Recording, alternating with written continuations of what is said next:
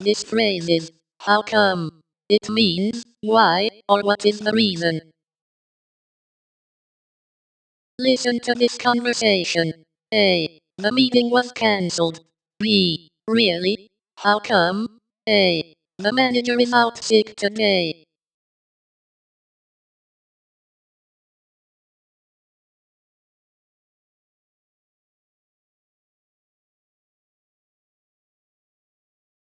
Here is the pattern. How come, plus a sentence. It means, why. It sounds casual and natural in conversation. Here are 3 examples. How come you are so busy? How come the store is closed? How come nobody told me?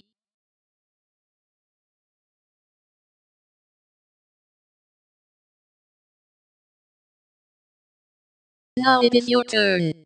Translate the Japanese sentence on the screen into English. Use the phrase, how come? The answer is, how come the meeting was cancelled?